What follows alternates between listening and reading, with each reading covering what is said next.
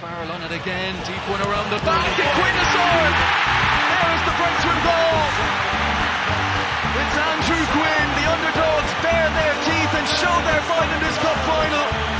Drogheda United strike first. Welcome to the We Are the Drogs podcast, the Drogheda United fans podcast, proudly sponsored by the Coffee Box. Hello and welcome to the We Are the Drogs podcast, episode number 25. Joined by the usual suspects. How are you doing, Owen? That's about Greg, yourself. Yeah, not so bad. And Richie, how are you? Yeah, all good, lads. Good. Yeah, a little bit of a downer, I think, after Friday. Just a small bit, isn't it? Yeah, back there to a bang. Yeah, and the joys of being a football fan. I know. It's unbelievable, isn't it? Kind of makes. We were saying that a few weeks ago. It kind of makes or breaks your weekend. But a terrible way to lose a game. I know we've done it to other teams in the last while as well, and recently in Bows. To lose it in the 94th minute was it's a kick in the teeth, isn't it? Yeah, look, it is, and it's look as you said, we've done it and we've enjoyed it. But when it happens to you, it's just not nice. It's you just feel helpless, don't you? Just like to score so late on, there's just no comeback. There's nothing you can do. It's kick in the teeth, as you said, Brexit. Yeah. Look, I suppose we get to it, but we kind of came back into the game. We made a couple of subs, and I think we had our best spell sort of after the 68th minute, and we had a few chances. We'll talk about them as well. But a draw was probably fair, to be honest with you. It looked like it was going to be another draw, and that would have made it. They kept on saying it on the telly, like 600 minutes of football between Drogheda and Pats without a goal. So it really looked like it was going that way until calamity struck at the end, and I think we've only got ourselves to blame. But again, we'll get into the ins and outs of it. But it wasn't the best performance, lads.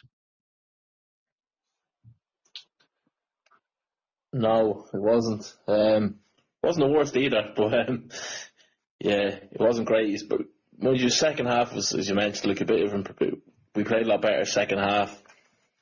We were lucky not to go ahead with Davis hitting the bar. But yeah, just a real sucker punch at the end. Obviously Dennison was poor decision making there. Just the way he threw the ball out towards Kane was just a bit weird. And then he probably should have saved the header as well. But then the defence as well, letting the ball bounce in the box from the corners. Just disappointing. Yeah, and it's like it's so hard to sit and criticise them though, isn't it, lads? Like here we are at the business end of the season, like fighting with teams like Pats and yourselves and Derry and Bows for a European spot. But it's so hard to criticise them because we've done so well. But as you said, a couple of moments of madness from Dennison, and he got punished. He got punished, and it happened so quick, didn't it? Like, was it from the corner? Was it from one of their corners? Did he catch it or something?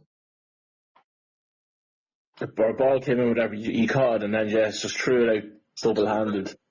Yeah. Now I thought Kane was probably fouled, but the ref didn't give it. Yeah, and I don't think there was much calls for that from Doherty either. That was on his side, so he would have been forced one all over that. But as you said, then to let the ball come into the box and let it bounce, that's just not Drogheda United at all this season. And we got punished. Yeah, look, right. I suppose we'll go through all the different incidents, but I mean, you're saying it's hard to be critical, but I mean, I think to be honest with you, we kind of up until the 60th minute, when I think before Luke Heaney came on, we kind of set up. We were very, very negative, lads, and we just couldn't get our foot on the ball in the middle of the park. I know we've said this a lot this year, and when it goes your way, and you get a late winner, and Kev's a genius and all that, but like there was a lot of moaning and complaining from people around me. Like, just it was quite negative, and I just didn't think we just didn't look set up. I know we broke a few times, and we had some really good chances, and we'll talk about them. But I don't know why, for some reason. I mean, Ryan played 90 minutes again. John O'Sullivan sat on the bench. Has been brought in from Rovers. Apparently, he's a baller. We haven't seen it because we haven't seen enough of him.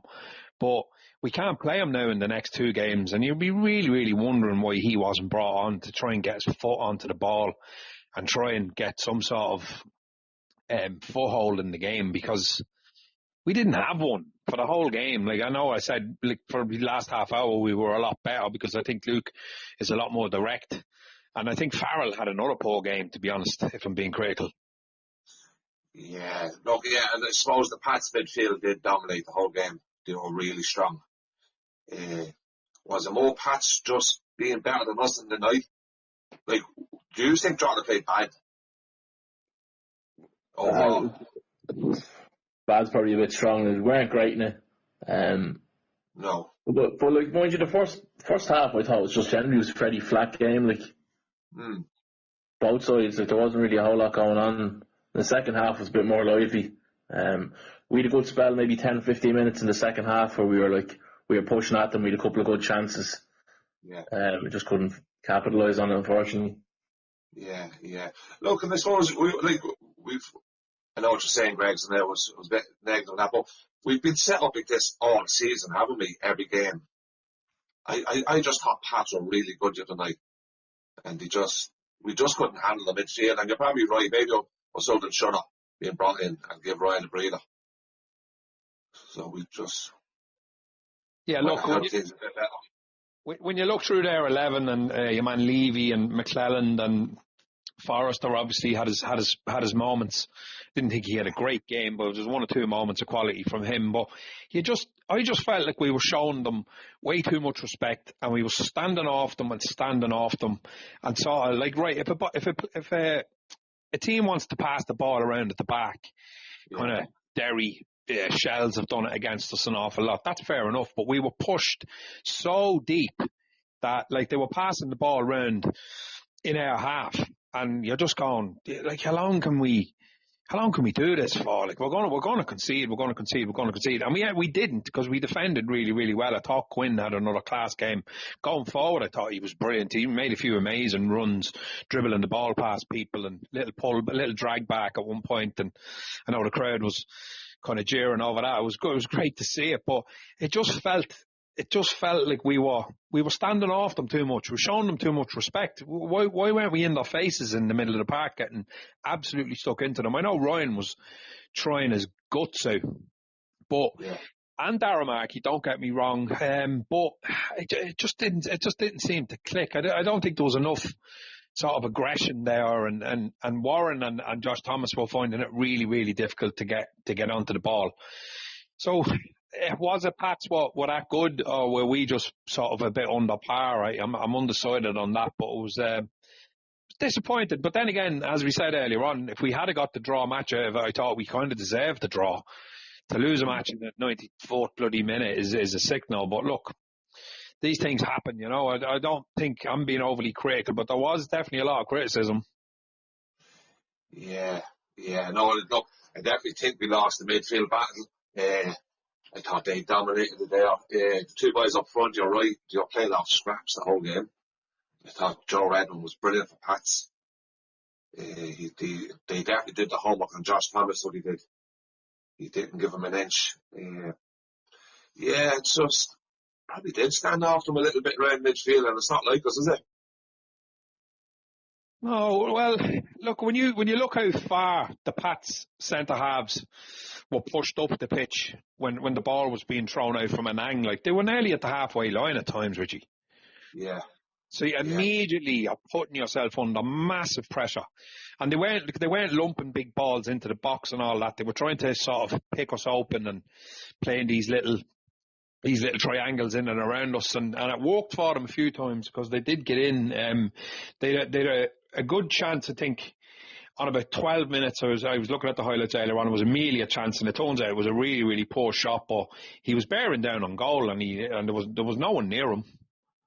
Yeah, That was the block by Dennison, was it? The Dennison saved that one. Yeah, no, it was just a really, really poor shot.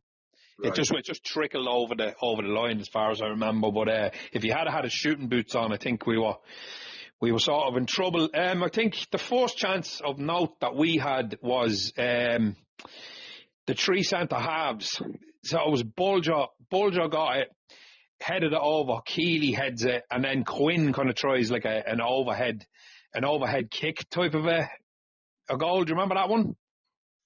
Yeah. That was literally, that was our first chance as far as I can remember. That was on about 33 minutes. That was the first chance on goal we had. Right. We should have played them three up top then. And it was one of them sort of second balls where the three centre halves are staying up after a set piece and not running back like we've been doing all year. And like it nearly came off. I mean, I thought Quinn was really, really good the other night. He's been brilliant, hasn't he? He really has. Yeah. His running forward is class, like. Yeah, he's great carrying the ball forward, yeah. Really, really good. Yeah, the ball just seems to stick to his feet and he always comes out with it. Yeah, brilliant. Yeah, it is, yeah, it's great. What was it they used to call Mark Doyle? Ricochet. Anytime the ball would just ricochet, it would come off him and it would stick to his foot. I do remember that aspect of his play. He was class at that. He just never seemed to, well, I'm sure he did, but he always seemed to kind of, luckily the ball would just end up kind of knocking off his toe or knocking off his ankle. Like he was really, really good at that. And I think Quinn the other night was 3 or 4 times where he kind of drifted through a few players and he was very, very positive, I thought, like, but I didn't get that impression off some of the others. Like Farrell for me was poor again the other night. I know I've singled him out a few times, but I just wasn't getting it off him. Yeah, would you start Heaney? I would have. I think we were way better when Heaney came on. What do you think? Yeah, he was brilliant when he came on. Yeah, we definitely were, yeah. Why don't we start them then? What's the reasoning for that? Set pieces? Yeah, I don't know. He seems he doesn't change too much around the team, doesn't he? Not. It's just it seems around Heaney, Farrell, maybe the two up top is the only things that he really changes, isn't it? Why is that? What's the point in having a squad with a load of players on the bench and there's some quality on the bench? Yeah. Like, if we're not losing, there's no way he'll make any substantial changes.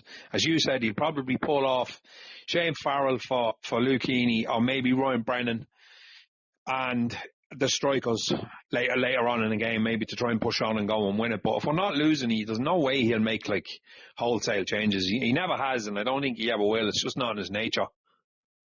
Yeah, so why would you though if you're not losing? Because you're not going to win it. He didn't never look like winning the game.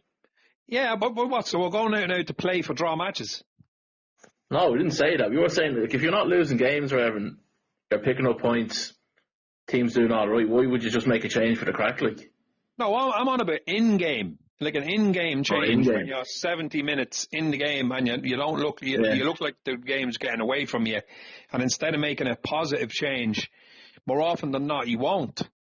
And I don't know why he will. He will with the strikers. He did it on Friday with Luke, bringing Luke on for 60 minutes, but he let Ryan play 94 minutes.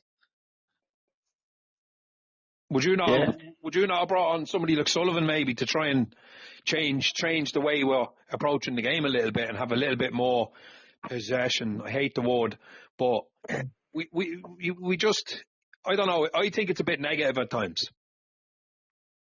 Were we playing for the draw match? He's probably at the end. He was probably happy enough with the draw. Yeah. Richie? Like I said it last week, I don't think we have the squad at the minute to be like, and I know I hate saying that we're punching above our weight. I don't like saying that, but I don't think we have the squad to go on and take on the Pats and the Shells and your Bows at the minute. I just like it's so tight, our squad. It's so tight. We don't have them changes, and he doesn't change it up. He sticks with what he has, and he'll go for a draw, and hopefully nick it. I think we're going to have to go to a stage now with the way we're progressing. We have to start going after games, don't we? And start winning games. We do. Is this is a matter now of more players coming in. Like, is this squad good enough to go toe to toe with Pats and take them on? Are we? Like, I don't know. I'm just putting it out there. Owen? Yeah, I don't know either. Like, do you think we should have went toe to toe with Pats the other night and played all out attack? No, not a chance. I don't think we're there yet. I don't think that squad is that at that level yet. But we don't have the type of players to do it. Like, I don't think we do. No. And Doherty's the type, he'll always keep it tight and he'll stick to what he knows and what the players know. And I can see why people are frustrated, of course. Like, I can see it, but I just don't. Look, I do get it. The midfield, O'Sullivan probably should have been given a run out the other night. The fact he can't play the next 2 weeks, you would have liked to see him on. But overall, I just don't think we have the squad at the minute to go toe to toe with them. Right, look, I mean, I'm probably playing devil's advocate here a little bit, and I'm just echoing what I'm hearing from other people. But like, there is an element of negativity there. I mean, I've been quite positive about the squad over the last while. I think the game away in Derry, we looked like we had a really, like a healthy bench without any sort of academy players on it and all that, and we brought in a couple of bodies and all that. But you have to question the fact that he's brought in 2 players in the window. John O'Sullivan, who's played like literally 5 minutes of league football for us, and the young Portuguese chap who, I mean, why bother? Was he brought in for next year, or was it just somebody to, I'm not saying Kevin's not going to bring in a player if he doesn't want them, but the kind of way he was announced and all that, it was like, all right, well, this lad's kind of coming in. He's obviously like 4th choice. Where's Bridal Bossacani? Is he gone? Is he gone on loan? He was meant to go on loan. Yeah, was he even on the bench the other night? Haven't a clue. Haven't heard his name even mentioned. No, I forgot about him.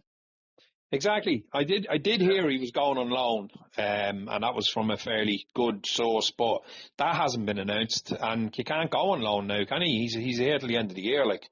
He can go on loan outside of the league, I think. Oh, well, it was a league loan. I was told. I heard outside the league, but yeah. You heard it was outside the league?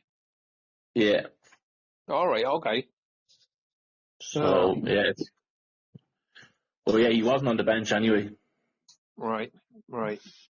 Yeah. So, when you do look, and again, playing devil's advocate and looking at the kind of the negative side of it, when you look at the amount of goals that we're after losing out of the team, and we really haven't sort of replaced that, and the real downer of this one is Josh Thomas limps off the pitch the other night with what looks like a hamstring injury. So, I mean, if he is out for probably the remainder of the season, if it is his hamstring gone, we're in serious bother. Yeah, he's so unfortunate, isn't he? Desperate. He's getting no luck whatsoever. But yeah, just getting back to what we were talking about there, I suppose. Just like, and I hate criticising him, and I'm not criticising him because I think he's doing a fantastic job. And my expectations this year were definitely not going into the last 2 games of the season fighting for European spot. So I'm delighted with how it's going, and I'm delighted with that. But I think Dotley needs a few more players in that squad to be pushing and to go toe to toe with Pats, in my opinion. Oh, I think that's very true, but like, do you not, like, I mean, first of all, I think you're entitled to be critical, Richie, if you feel like there's an issue there, you know what I mean? We're not here, we're not like just cheerleaders for Kevin and the team, like, we're obviously fans and we're all delighted with what way it's going. There's no way any of us would have been critical of where we are in the league, and we're still in the cup, and I mean, things are going brilliantly. He's doing an absolutely sterling job, but I think if you see something and you want to call it out, because, like, to me, you know, I was a disappointing transfer window. I've already said that. I was expecting one or two loans maybe to come in and another couple of signings. I'm not sure where we were getting them from, but we've seemed to do that over the last few years when Kevin was there. Like last year, obviously it worked a treat. But we got nothing in this year, apart from John O'Sullivan and the Portuguese guy. I hate calling him, I just can't remember his name. But Michael Cardo, apologies. But I have to say, I'm not putting words into your mouth, but that was a really disappointing transfer window, boys. Two lads coming in. I know Josh Thomas coming back from injury felt like he was like a new signing kind of thing, and he's done really, really well since he came in. I think he absolutely ran his heart out the other night. He was on a hiding to nothing because he wasn't getting anywhere where he'd one or two little half chances, and the opportunity where he sort of put the ball, he didn't think he was going to win the ball, and he really, really killed himself to get onto the ball and put that little ball back in across the goal line where there was nobody coming running in. I think Warren wasn't expecting that because it didn't look like he was going to make it. But just, yeah, point being, I really would have loved to have seen us bring in 3 or 4, and if there were 3 or 4 that could come in and change a game. And I know what Kevin's going to say. He's going to say, well, why would we bring in extra players when we're doing so well?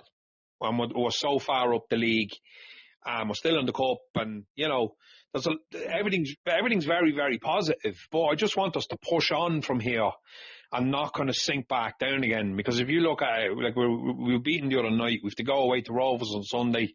Chances are we're not going to get anything out of that. I'm again not being negative, but we haven't got anything in Tala in a long time. If we got a draw, I'd be over the moon. And the run in isn't easy. We could find ourselves back down in 7th place, like, in a couple of weeks. So it's a little disappointing that we didn't try maybe push the boat out. Travella maybe pushed the boat out a bit more and try and get a few bodies in to try and get us to qualify for Europe. After all, the reason we went in Europe this year was because they made an absolute balls of it. So I thought they might have sort of opened the checkbook a little bit and said, look, Kevin, if there's people you need and you can identify them, we're here for you. Here's the money. Let's go and get them. Now, I'm not saying that didn't happen, but we didn't bring anyone in of note, really, to be honest. One really young loan player from Rovers, and then a really young Portuguese striker who's completely unproven and unknown to us. So to me that was disappointing, and that the other night kind of showed that, like, he wasn't, there was, as you said, Rich, he's not trusting anyone on the bench to come in and try and change the game. We needed to change that game, and we just didn't do it. No, and I suppose what's the frustrating part is with the 2 loan signings, they're not even playing. They're not playing the part at the minute. They're sitting on the bench. They probably strengthen the bench, but they're not coming into the team. Now look, maybe we don't see what's going on in training from one end of the week to the other, so maybe they're just not doing it in training. Maybe these 2 lads are not stepping up to the plate, you know, and that they just can't put them in. We just don't know. Who are you talking about there? John O'Sullivan and Cardo, yeah. Like, he's not alone. Who? Cardo, he's signed. Yeah, well, he's signed. Well, sorry, but I mean the 2 players we brought in, like, for all we know, that they're just not producing in training during the week. If O'Sullivan's come up against Farrell in training every week, and Farrell's coming out on top, and he's better performing all week long in training, Doherty's putting him in ahead of O'Sullivan. So maybe it's up to O'Sullivan now that has to step it up. Yeah, and Farrell would have a bit of credit in the bank as well, whereas O'Sullivan's just coming in completely new, so he probably would have to be exceptional to kind of take the place ahead of him. Yeah, and he's like, so maybe that's I'm not saying it is that, I'm just saying it could be that. We just don't know. Yeah, look, maybe I'm being a bit unfair on Shane Farrell, like, some weeks, but like, no, like, you've made some very good points, and you said that you're allowed to be critical, and you're allowed to, as you say, we're not here to cheerlead either. Like, you see what you see, you watch it every week, so. What kind of, in your opinion, lads, what kind of a player is Shane Farrell? Right, his qualities, like, you know, he can pick a nice pass from time to time. He's good on a dead ball. He's put some lovely balls into the box over the last while. Obviously, the cup final that was a class free kick into the edge of the area for Quinn, and he's done that on several occasions. And he can score a goal from a dead ball as well. But just from general play, like, is he a defensive midfielder or is he an attacking midfielder? What is he? It's hard to put your finger on it. He's been played I've said it before, like, it's not his natural position is to play that deep midfielder. He's normally higher up attacking midfielder or on the wing. Number 10 role. Yeah, that's number 10 or I know we don't play with wingers, but like he would have played a bit with that for Shells. Yeah. So that's not his ideal position. Yeah. Look, you definitely can't knock his work rate. He'll always put a shift in. I always said that about him. But do we need more? Like, you have Ryan that does that. You have Heaney that does that. Yeah. We need more, do we, from a Shane Farrell? He ain't getting into that number 10 position with Darren Markey there. No, not a chance. You know, and then is that he's setting the three of them up to be three defensive midfielders? Is that his tactics on the night? It is 100%, Richie. The five lads at the back, and then you have the three sitting deep, and Darragh Markey just ahead of them trying to link up with the two boys up top. Yeah. Now look, when it comes off, it's fantastic, it's brilliant, which happened in Dalymount. But the reverse of it was the other night when it went against us.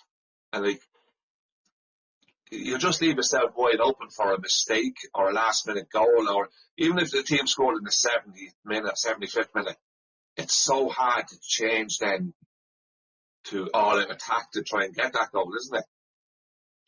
Because you're so set up as a defensive unit.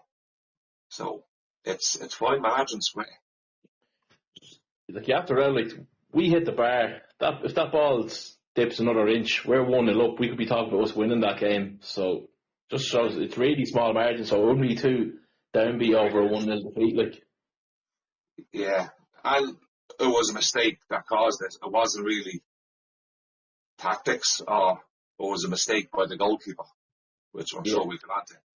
But yeah, no, look, I get it, lads. I get everybody's frustration. I'm sure Doherty's frustrated as well. You know, it's like we just don't know what's going on behind the scenes. It's Doherty frustrated that he didn't get the players in he wanted. I'm sure he wasn't just looking at two players, was he? No, probably not. I think Dan McDonald mentioned he was talking to managers, and they say it can be a tricky window to get players in. Yeah. And some of the feedback he was getting was that they have struggled getting lads in. So I wonder for what reason, like money-wise, or getting... Yeah, they didn't really say nothing really specific, like, but it's hard to know. Obviously, we don't know. We're not privy to that info, so we don't know. We don't. We just don't know, yeah. Like I said, I'm sure Doherty wasn't just looking at, oh yeah, get me John O'Sullivan in alone and I'm happy with that. I'm sure he wanted other players in. And what that was... Yeah, I would say the fact that Dougie only told them very late that he wasn't signing with us. Yeah. So that probably delayed him back a bit as well, so... Yeah, that didn't help matters at all, did it? No. But I wonder, was the European thing then the factor in it? Were the players coming in for that reason and then that didn't happen and they all pulled the plug in it? That's probably a factor as well, yeah. Yeah, so there's a lot of things going on that we don't know about either. Yeah. So, but yeah. Look, as I said, I think that squad is playing to its limit. And I think it needs one or two more players in it. And I mean attack-minded players to go and push for a European spot, in my opinion. Yeah, look, I mean, I even heard somebody being critical of Conor Kane the other night. They weren't impressed with him whatsoever. I mean, I don't know. I think sometimes he's absolutely fantastic, and he's just, you know, he's a great player, Kane, and he's been really, really good for us and all of it. There is times when, you know, obviously, I think every player on the pitch at times is going to frustrate. No player is like, you know, 100% all the time that you're totally and utterly happy with. You know, there was moments he does run into a brick wall, and he turns on his heels, and we did lose the ball once or twice up his side and stuff like that. But I mean, he's a gurrier and he's a hard worker and all that. But I mean, is he up to the level that we need to sort of push on? I don't know. I think that remains to be seen. I think Owen Lamb is. I think Owen Lamb's playing out of his skin. I mean, we can go through the squad and sort of pick players. Like if it was tomorrow and you were told, right, who do you want to keep and who do you want to lose? I'm sure we all have sort of different opinions on who you keep and who you don't. I mean, Dennison is a prime example of somebody that we've been sort of singing his praises now for weeks, saying how good he was, and he made an absolute balls up the other night by throwing that ball out to Conor Kane. It was a stupid thing to do. I mean, we were home and hosed as far as getting a point against one of our rivals for European football who haven't scored a goal against us in 600 minutes, and he goes and does that. It was really frustrating, wasn't it? It was. Yeah. Go on. Yeah. Bit of a brain fart, I think, was it? Come on, Owen, be critical, will you? I just said he'd a fucking brain fart, like. Jesus, brain fart. That's somebody you'd say to the child. Come on. Call him out. I don't know whether the child would try and do what he did, but yeah, look. We used to criticise for holding on for the ball for too long, and then the fucking time he gets rid of it too quickly, then it costs us. Which, like, even the way he threw the ball, I think would he be better flinging it one-handed, probably get a bit more pace on it, as the way he threw it, like he took a fucking throw-in. It was like the throw-in, wasn't it? Yeah, it didn't get as quick to Kane as it could have. No, it could have been a foul on Kane, but either or, like, if he'd have slung that one-handed, ball wouldn't have further up the pitch. Now, Kane would have had a chance, or could have had more of a chance to get it, but yeah, it's just a fucking massive fuck up.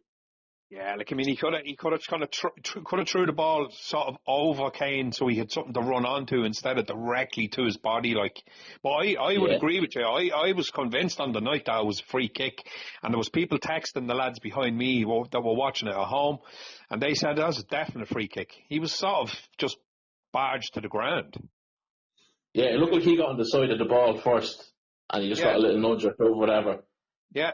But Neil Doyle played on. Yeah, and look, the goal didn't come from that. It came from the set piece afterwards anyway, and we let the ball bounce. And even Dennison, I don't know, he looked like he could have got something on the ball. I don't know what he was doing. He sort of fell back, didn't he? Oh, yeah. It was a strange one, very strange. Weird looking. Like I say, 9 times out of 10, he just catches that. Yeah. Yeah. Yeah, again, we were saying small margins.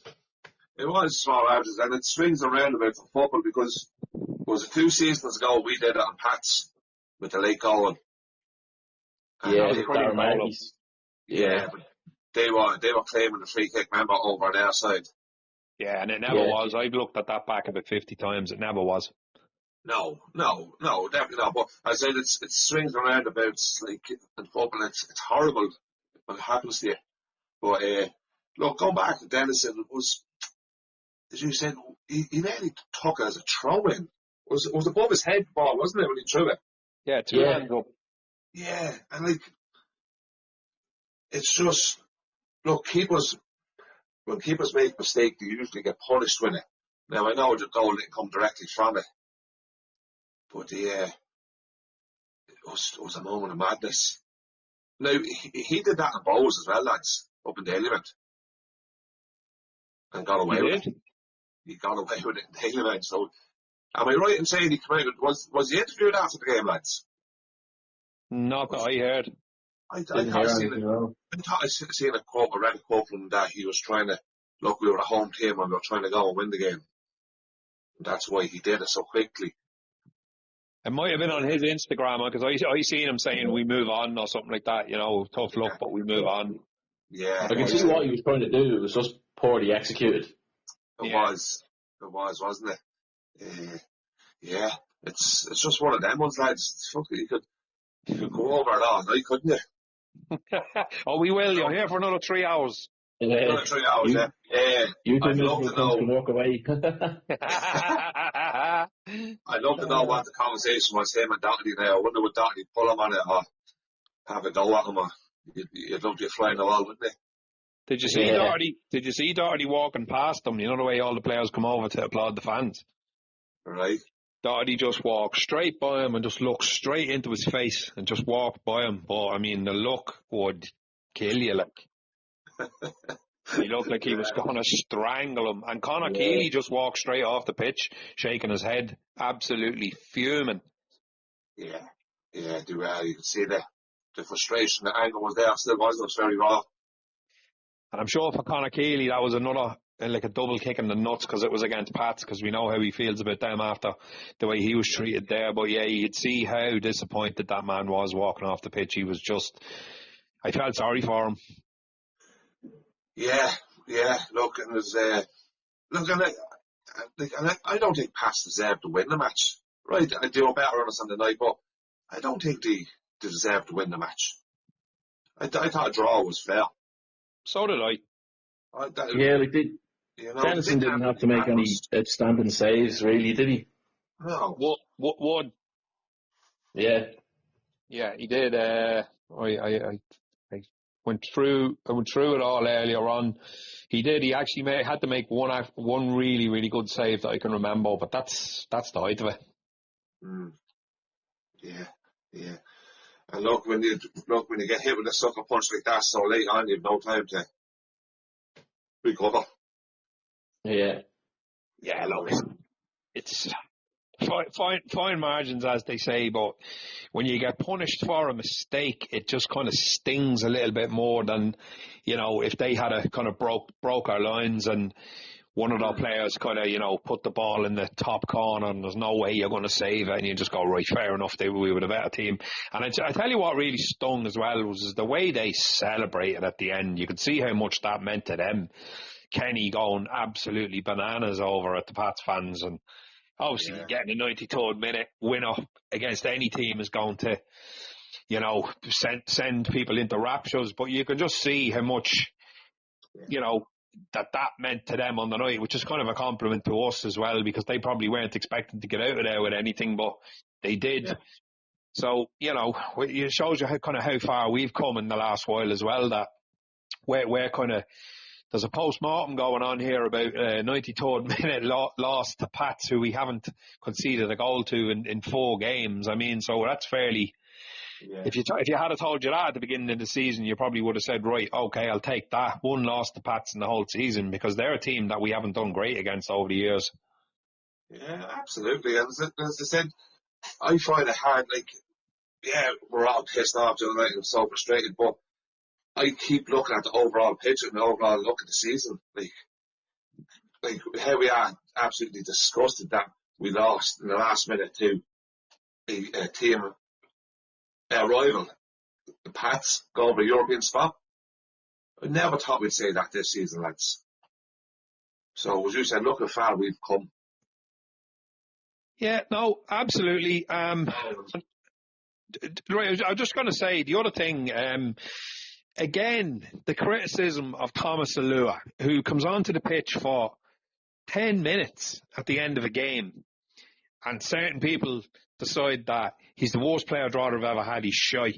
And as if, you're blaming him for that loss. I get your frustration. We're all kind of raging after the game, but I love the way some players just become, I don't love it, but I'm highlighting it, that some players just become a scapegoat for the team when you don't play well. And you don't hear a word about them, the week before when we go and beat Derry and the lad scores a penalty and he did well when he came onto the pitch. But he played 10 minutes the other night, and there's certain people on the Facebook group and other places kind of giving him absolutely down the glen. And you're just like, lads, Jesus Christ, chap's playing out of position. We've been saying this all year. He is playing out of position. But he does all right when he comes on. For me, his final product is just not there, and I don't know whether it ever will be, but I don't know what we're expecting of him. Yeah, no, he is. He's definitely being used as a scapegoat. It's like every week. I just don't see it. Right, I definitely get what people are saying, and everybody has their opinion. His finishing could be better. But who's to say it won't get better? It's his 4th season with us, lads. This is his 4th season playing full-time football. Yeah. Like, you know, I wouldn't have one season playing out of position, changing his whole lifestyle to be a professional footballer, right? Maybe, but no, I'm not having it. He's definitely. I like him when he comes on. I think he causes problems.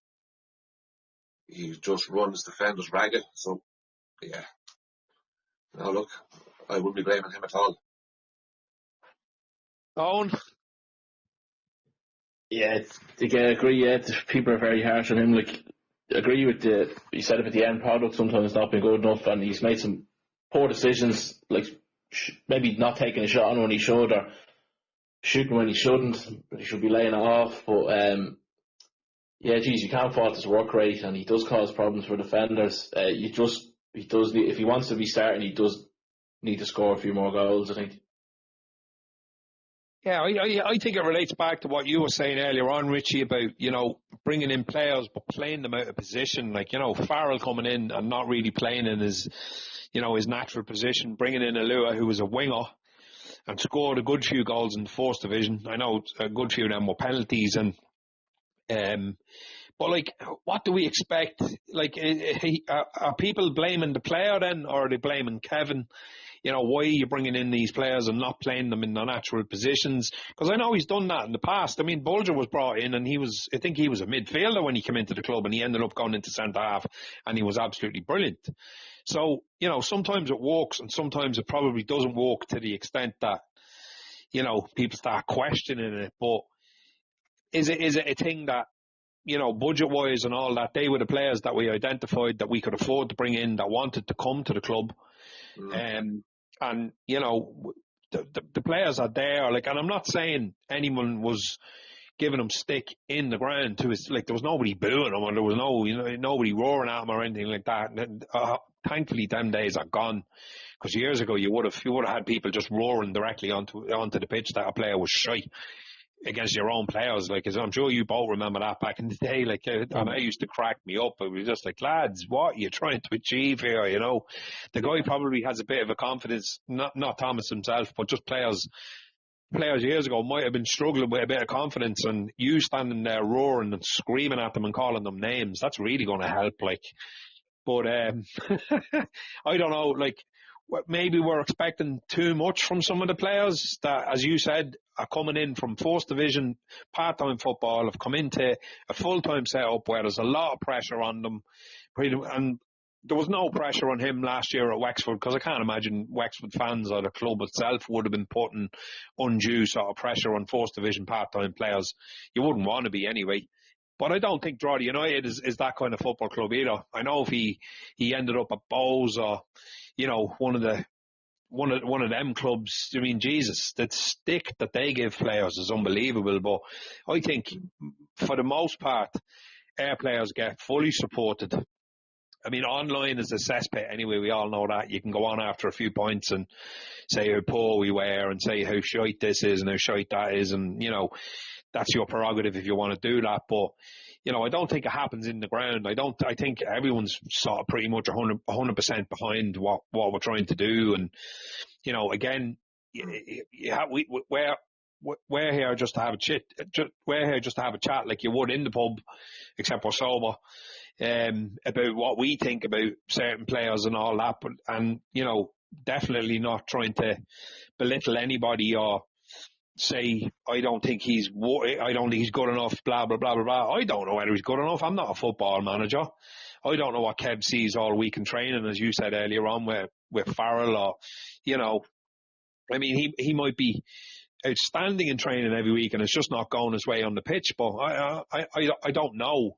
But all we can do is kind of get behind what we have out there on the pitch for the rest of the games, and hopefully a good cup run, because, as we keep saying, we're punching way above our weight as far as budget goes, and we're in fourth place, and things are looking good in comparison to how everybody had us down to, to be really struggling this year. And we're not really struggling. We're more than a 93rd minute loss against Pats. So, there's the positive side of it. Like, yeah, no, absolutely, yeah. And like, going back to Thompson, like, Yeah, look, people say he's missed a few chances, but we don't create a whole pile of chances, do we? No. As a game, like some strikers, like in the Rovers team, are creating 8, 9, 10 chances. Maybe Pat's the same, and their strikers only taking one of them. He's probably missed Yeah. 7 of them. Like, when we don't get that many chances in the game, and we're highlighting is 1 or 2 chances, and we probably only have 1 or 2 chances in the game. That's a Like, very no, good point. so I think it's it's a hard criticism of the chap. Like, it's not as if he's missed 10 chances in a match. He's probably getting 1 or 2. And it's not as if you're open nets, like, there's defenders blocking them, there's lads closing them down. Like, there's a lot to it. It's like, no, as I said, I wouldn't be criticising him. Oh, you're going to say something there? Just saying, like, comparing them to France last year, France missed a hell of a lot more chances than Alua has. And he got criticised for it too. Yeah. Although France bagged a lot of goals as well, but Yeah. No, look, lads, I'd be definitely next season. Fair enough. I think it's going to be. He's definitely going to be open to criticism. He'll be his second season into full-time football. Like, as you said, Owen, he is going to start half scoring, isn't he? yeah, he's going to need to contribute more goals. Like. He is, but I don't think this season. I think it's unfair this season. As I already said, it's his first year on full-time football. It's a new position for him. Like, give the lad a chance. Definitely give him into next season. So you're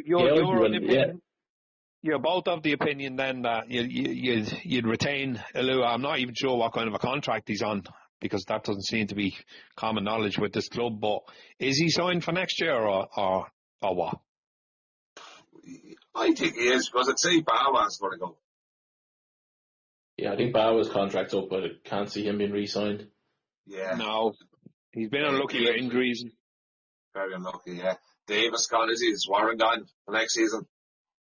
I'd say he will be, yeah. Yeah. Like, will we have Josh Thomas back again? We don't know, so I'd say he will be there for next season, yeah.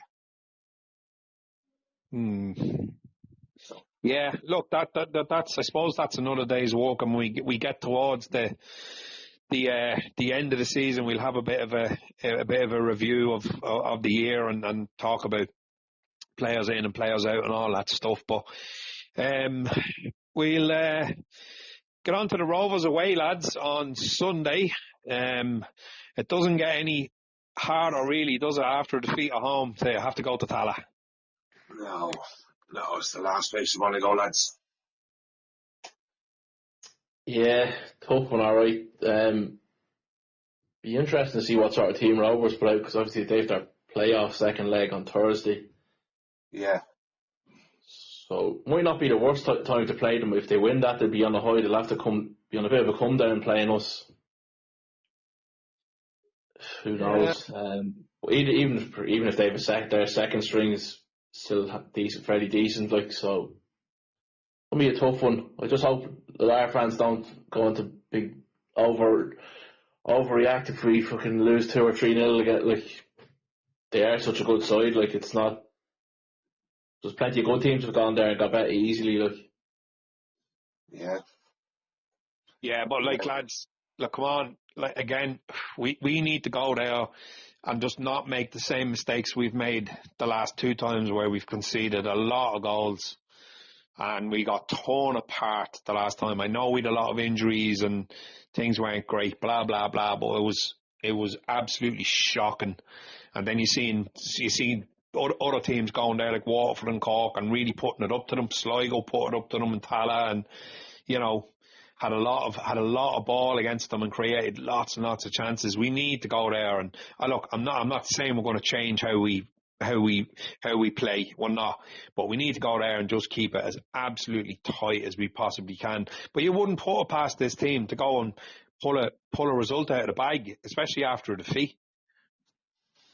Yeah, no, absolutely. And it's like, they've always been knocked down. We said it last week. Every week this team gets put down, and they produce. Look, what we want now is the Rovers playing Thursday night in Europe. Yeah. Yeah. Hopefully that game goes to extra time and they just drag the shit out of them. But yeah, look, we're definitely capable of going up if we get it right on the day and getting a result. And how we haven't the last couple of games. I said it before, we're definitely due a result against them. Would you rather save it for the cup? Are we going to beat them? Are we going to beat them next Sunday and in the cup? Well, look, the big ask, isn't it? It might be a repeat of last year when we lost to Craptown and bet them in the cup the week after. Yeah. Look, it's a funny game, football. You just don't know what's going to happen on the day. And look, the Doherty and the players are going to be hurting after last Friday. He usually gets a reaction out of them. He does. He does get a reaction. We were betting a little bit there. We went a nice little run, didn't we? Yeah, we did 7 or 8 games without a loss. Absolutely, that's what I'm saying. I would not put it past Kevin to go down and pull a rabbit out of the hat down here. I'm a little concerned with Josh Thomas is out, and I imagine he is out after the other night because if it is a hamstring, and I'm not saying it is, I'm not trying to start a rumour, I don't know, but it looked like he sort of put his hand to the back of the leg up there and you're just thinking, oh no. So like fingers crossed it isn't, and it was just like somebody else said that they thought that the defender stood on his heel and blah blah. We just don't know what it is, and we'll probably find out during the week off Kev when he gets interviewed with Luke. We're fairly threadbare up front, lads. If that's the case, we've got like Dari Kareem and Alua and Warren, and that's the height of it. And this new chap, we're hardly going to see him, Michael Cardo. Yeah, no, it was me now because, look, Thomas is out injured, but a friend of mine was talking to him after the game the other night in the clubhouse, and he didn't say it was his hamstring. He said he felt like his hamstring went, so it did obviously have to check it out. So Josh himself thought it was his hamstring. Shite. Yeah, so, well, look, up there, big pitch and Tala, I'd definitely go Warren Davis and Lua up top. They'd be my two to start the game. Yeah, I'd go with that as well. I'd go with Heaney and Ryan in midfield as well. You wouldn't have Ryan? I would, yeah. Oh, you would? Yeah. You'd leave Farrell out there on, yeah? Yeah. Yeah, it's a game for Heaney, isn't it? Yeah. Yeah. Energy. Yeah, we're going to do a lot of chasing of the ball. Yeah. Look, that's as far as personnel goes. I think it'll be the exact same as it was, apart from hopefully that change in the middle and then a enforced change up the top with Josh Thomas not there. So I suppose we'll get a score prediction, boys. Let's just go first. All right, I'll go first. I'm gonna go with a 1-0 draw. Thomas Alua to score. Yeah, it's gonna happen. I'm gonna go 1-1 Alua to score. All right, okay. Yeah, it's a tough one, isn't it? You know what? I'm not gonna go against this. I'm gonna be positive. Look, I think we'll get a point. I think we'll get a 1-1 out of it. 1-1. Okay, a draw match. You good odds on that? Yeah, wouldn't it? I don't know whether I was telling you this, but I stuck a fiver on us 0-0 on Friday. No way. But I cashed it out just before Patch took that corner. You did not? It did, yeah. What price you get on? I think it was 11-2, 13-2, something like that. Yeah, at that time in the game, that's a good price. Well, I done it before the game, so I cashed out for it. I basically lost. Well, I would have got 37 quid out of it, but I got 34 by cashing out. Well, I would have got nothing then, but yeah. Because I tell you, the last thing I would be thinking of is me better looking at the phone. We couldn't even Yeah. look You at the must look at clock. the clock mainly, but yeah. Yeah. Yeah, Yeah, that was you could have been looking at the clock all night because whoever's responsible for turning it back on after half time keeps forgetting. Yeah. Jesus Christ Almighty! I'd say that looked great on the telly. People looking at it going, why isn't nil not on the screen? I mean, come on, get it together. Whoever's responsible for that, you keep doing it. It's ridiculous. Yeah, and there's probably no way of getting it going, is there? Say 20 minutes into that game. Doesn't look like No, it. I it's think just No, it's stopwatch it till basically. Yeah. Yeah. it's absolutely ridiculous. What was I going to say? Yeah, just on Rovers. I don't know whether any has watched the. Is it Santa Clara? Was that the side they were playing against in Europe? I mean, Jesus, I thought Rovers were unbelievable against them. They're a team full of Brazilians, and I'm not saying that makes you a good side, but obviously they're like Portuguese top flight. Is that I think they're ranked 11th in the European leagues, the Portuguese league. Would that be right? I'd say it is. It's higher than that. So I thought 8 I saw somewhere. Eight. Yeah, no, sorry, you're right. 8. I mean, that's fairly high, like. But I mean, I thought they were absolutely dreadful. Rovers played them off the pitch at times. Yeah. Yeah. I get to see it. I've seen bits of it, yeah. But like, I think Larne got a 0-0 against them over there as well. Like, yeah, Really? I'm nearly sure they did. Yeah. But for a team to qualify for Europe, the Portuguese league is a good achievement. Yeah, they came 5th. Yeah, it's a good achievement. Because there's some big clubs in that Portuguese league. Yeah, you've the main three, like Sport and Benfica and Porto, like. Yeah, that's probably three spots anyway, the top three anyway. Braga was then 4th, yeah. Yeah, like, that was a good achievement, so it was. So, and what, they were poor enough, Eddie? As I said, I didn't see it. They were really big, Richie, really physical. They threw themselves around the place. I mean, they'd one or two that just look like serious quality. Like, as I said, I think there's 15 Brazilians in the squad, and the club is owned by Brazilians. And it's out in the Azores, which is just miles away from anywhere. I think the closest sort of derby game for them is 900 miles away or something like that. And the stadium is completely open. It's an 11,000 seater stadium with no roof, and they literally looked like there was no one at it. I'd say if there was 2,000 or 3,000 at the height of it, like, so it was a weird game. Yeah. Very, very strange. Look, they could come over to Tala now and play Rovers off the pitch on Thursday. Who knows? Because, as you said, at that level, like 5th in the Portuguese league, like, Yeah. I mean, that's not Mickey Mouse football. Like, they have to go to, as you said, all those big clubs, Sporting and Braga and, Benfica and all that on a regular basis. And Jesus, like, but Rovers, man, I just thought they were absolutely brilliant from an Irish football point of view. And I don't support other Irish teams in Europe. I don't care whether they win or lose. I'm not into this coefficient and all that bullshit about getting behind other clubs in Europe. I don't care, but I just happened to be bored and I watched it. But you just could not be not impressed by how well Rovers played against them. Like, they were 1 down and ended up winning it 2-1. Yeah, it was amazing. Just on that now, Greg, like, even yourself, what is his, like, you'd often read comments, it's great for the league, Rovers and Shells do well. I don't get that. Neither do I. It's No, I great for don't either, Shells like. and it's great for Rovers, because they're going to come into a pile of fucking money.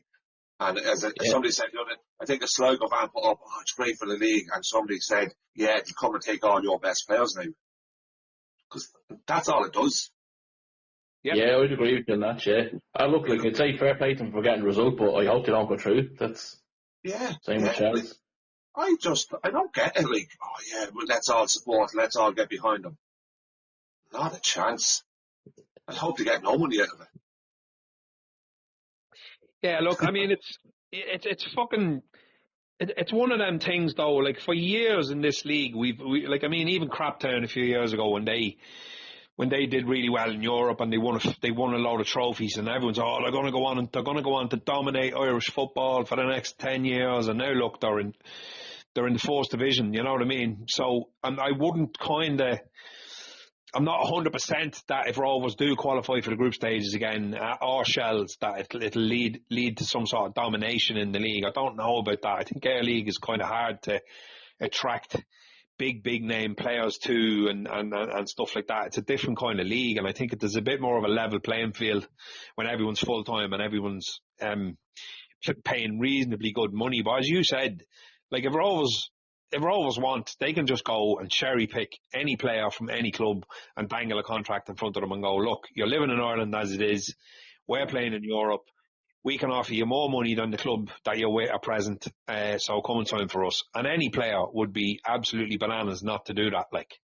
So, do you know what I mean? So for them now to go and get another X amount of million to qualify for the group stages, I can sort of understand where people are coming from a, you know, oh yeah, it is good for Irish football. Like what's the rising tide lifts all ships and all that, right? Blah blah blah. But I don't see how it helps Drogheda United if Rovers go and qualify for Europa Conference League football. I mean, how in God's name does that help us in any way? Like, apart from coefficient.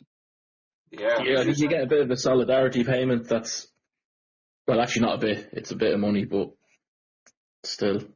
Well, all the teams own. Yeah, I remember reading an article about it. I don't know, did we get 350 grand or something? I can't remember the exact. Yeah, I remember that. Yeah.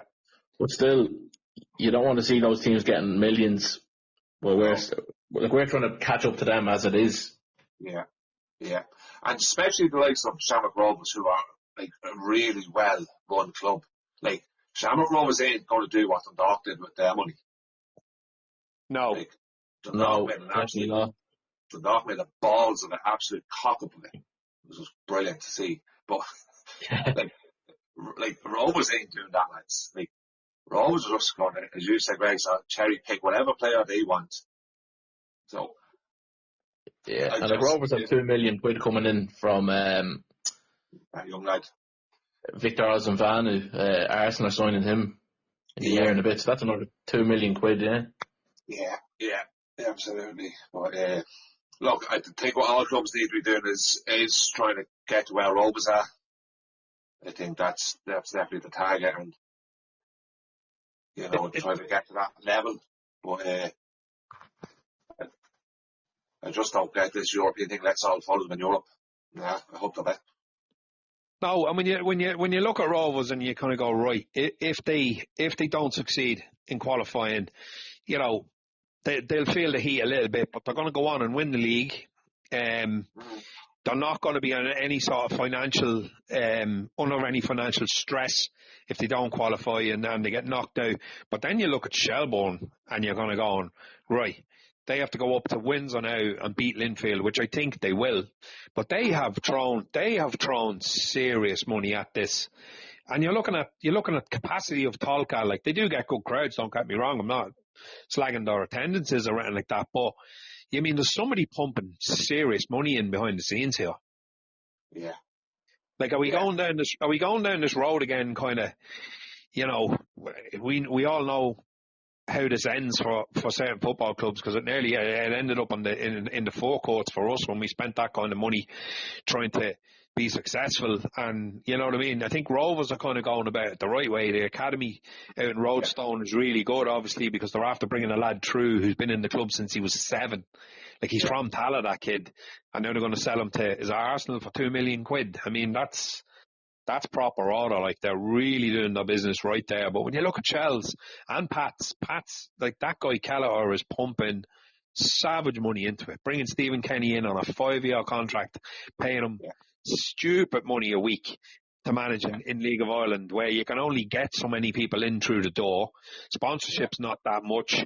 The money for winning the league is a joke. So you kind of be wondering, out from Rovers, who seem to be doing everything right off the pitch. The other clubs just seem to be throwing. And Derry, they have to be kind of brought into this too, because your man Philip O'Doherty is pumped. Yeah. The figures came out, I think, there recently about how much money he's pumped into that football club. And the money, it's insane. Are we going to go down this boom and bust sort of route again? Because that's not good for Irish football. No, definitely not. And you look at Pats, they didn't do great in Europe. No. So they would have been banking on that there to get a good run and seeing what rovers did last year and saying, look, maybe we could do that. And Group it didn't happen stages. for them. Yeah. And plus as well, I think we're over in Galway, they're pumping a lot of money in. They'd be putting a bit in, with the Comer brothers, they don't really own the club, but they're financing it. They're billionaires, I think. Yeah, they're putting a lot of money in and they're not getting much return for it. No, not a whole lot.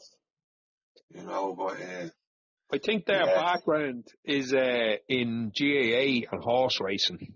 The Comer brothers, isn't it? Though. Yeah, one of them got banned from training horses recently. Oh, right, okay. Horse failed the drugs test. Right. Jesus Christ. He's not giving the Galway players any drugs anyway. No. But no, I mean, it's just a point to raise. You would kind of worry about. I know the league is on the up and the crowds are great and all that, but until the stadiums, until facilities sort of match all these clubs' ambitions. Like, I mean, if you had a 10,000 seat stadium, you can see an investor coming in and kind of throwing big money towards it, because obviously you're getting bigger crowds in and you'll be able to play all your European home games at home and not in Tala, which the half the country ends up playing in, because it's the only stadium that's worth playing in. But you have to look around, say Scandinavia and like places that when we qualified for Europe, where we went to see teams in Sweden and Norway and all that kind of crack, like they're the kind of leagues that I think we need to be kind of modelling ourselves on, 10,000 seater stadiums and, decent players. The best players out of them leagues all go abroad as well, to Italy and Germany and the UK and what have you. But they still support their own league, and they still sort of have really presentable stadiums, and they do all right in Europe every year. I'm not saying they do all right in like Champions League or anything like that, but they all, 2 or 3 teams obviously qualify, and 1 or 2 get into the group stages nearly every year, like from Denmark or Norway or Sweden or whatever. So I think that's the model that Ireland needs to be looking towards. But until then, pumping the kind of money in that some of these teams are, it's just seems a bit crazy, and you're gambling everything on getting European group stage football, which Shells have done, and it looks like they're probably going to get it. But what was the crack if they didn't get Europe? Because they're not guaranteed Europe next year either, where they are in the league, and they're out of the cup. Out of the cup, yeah. And plus Talca Park leads a lot of work. Oh God, yeah. That's a lot of money. You don't have to invest in that place. But look, you're definitely right about looking at the leagues around Europe. A big thing as well in the League of Ireland that a lot of people don't talk about at the minute, the League of Ireland Academy is going to start bearing fruit very soon. We've seen a couple of under 20 players already. That's only a new enough thing. Yeah. These League of Ireland academies. And I think it's brilliant. Full-time coaches as well is massive. Yeah. We brought in a full-time coach there this year, didn't we? And that's what you need. It's they keep saying it. Any kind of League of Ireland or Irish-based football podcast and journalists on News Talk and whoever keep saying that. And Duff was harping on about it for ages. Was all about the contact minutes on the pitch with young people, that they're not getting enough from when they're like 6 and 7 years of age. They're not getting enough proper coaching all the way up to, early teens and then into your teens and stuff like that. Like all the other leagues in Europe have those things in place from a very early age, and we don't. We're just kind of struggling to catch up. But then you look at what's after happening with the FAI. Didn't they have all the leagues sort of, we're all going to move to summer football. They were going to align all the leagues in the country, and now they've rolled back on it. Because a lot of the big clubs, the big junior clubs said, no, we want to play winter football. So the FAI have said, right, then okay, then that's grand. Yeah. Fucking cowards, like. Yeah, and just about that thing, it's not even, they used to think, it means you have to play summer. You don't have to. It's basically your season lasts calendar month. So you can play in January, February, March if you want, or you can play June, July, August, whatever. It's not that I think it's easier for registering players if you go by the calendar year, like for age groups and that. But people just think, they're going to force to play in the summer. You can play in the spring, you can play in the winter. The FA fairly fucking backtracked on that. They're just spineless. They really are spineless. They don't care about grassroots football in this country. They just don't. All they give a shit about is the national team, and that's all they've ever cared about by the looks of it. Yeah, they always will. It's a joke. Lads, I think we've probably exhausted it there. Didn't plan on going on that long, but sure, look, I'll see you on Sunday, hopefully in Tala, and fingers crossed we can get some sort of a result. Yeah, I'll be on the bus, which is on Sunday, lads. All right, deadly. Behave yourself. Oh, I will. I always do. I don't know what it'll be like coming home, though, if I bet. It'll be a fairly sober bus, I think, because it's a Sunday. Yeah. Could be worse because it's a Sunday. yeah, true enough. In the pub at 2 o'clock. Oh, Yeah. Right, boys, I'll talk to you then. See you Sunday, lads. See you later. Bye. Bye. Boy, you're leaving, and the fisherman